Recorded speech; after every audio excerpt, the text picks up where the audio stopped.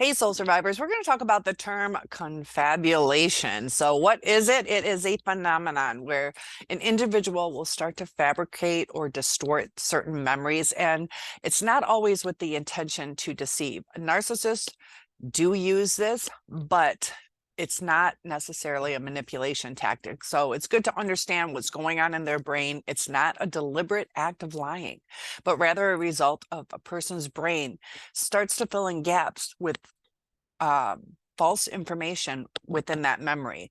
And this can often be due to damage to the certain areas, parts of the brain, or even cognitive disorders. So the narcissist does have some issues within their brain.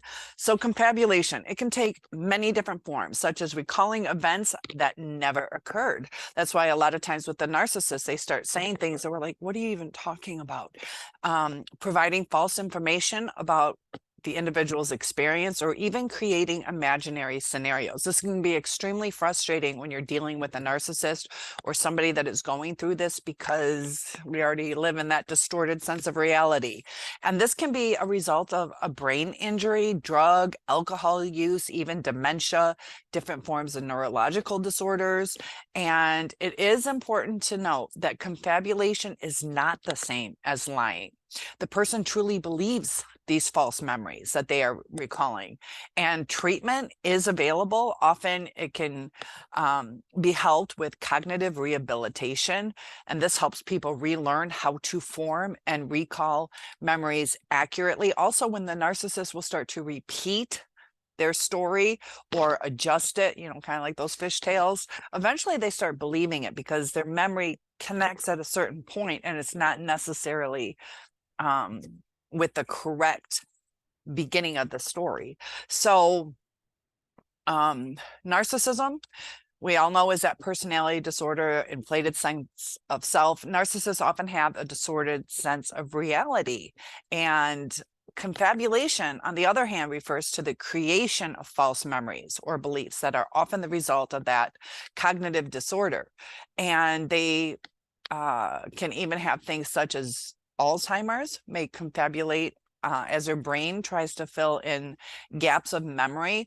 So the people with narcissistic personality disorder, they can also confabulate. They have a distorted perception. They believe, and they truly do believe their own lies. So when we try sometimes to call them out on certain lies, they're like, what are you talking about? And they think that we're unjustly accusing them. Now, they do purposely lie in different scenarios, but there are times that they truly believe certain things. So not everybody that has NPD will confabulate, and also not everybody who confabulates has narcissistic personality disorder. So you have to remember that there are other things, but the specific causes of confabulation, they do vary, and the underlying condition, but it is often associated with damage to the prefrontal cortex. And this area of the brain is responsible for executive functions such as attention, planning, working memory. And when somebody has damage to the prefrontal cortex, the brain starts to struggle to retrieve accurate information from memory, and this will lead to gaps and lapses in our memory. Our brain is fascinating where it fills in the blanks of the most logical, but sometimes it doesn't always fit the true narrative. So to compensate for all these gaps, the brain starts to regenerate different or generate different types of information that it does believe would be true. And this is how confabulation happens. So people that have certain neurological disorders such as Alzheimer's or Korsakoff's syndrome can also confabulate as a result of the damage to the hippocampus. And that area is critical for the formation and retrieval of memory. So within these type of cases, the brain starts to also generate those falsities. So overall, it's a complex phenomenon. It can happen from a variety of neurological and psychological factors. So when we understand the underlying causes, it's important to get to the root of it so they can have effective treatment for the individuals that are struggling with the condition. But it's also very hard on the family members. So when narcissists sometimes talk to us, they believe their lie.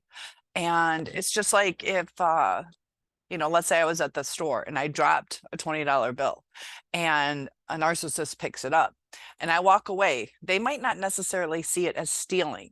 They found it, losers keepers. And if I come up to them, I'm like, you stole my money. And they're like, I didn't steal it, because they don't see it as stealing. And then over time, it just changes into a different memory of I found. And little things like that, it starts just shifting. So I hope that helps describe what confabulation is, because a lot of times we get so frustrated with our narcissist telling all these lies. Some of them are purposeful. Some of them are just distorted memories that they believe are true. Their memory, they do have some brain damage because of what they went through. They have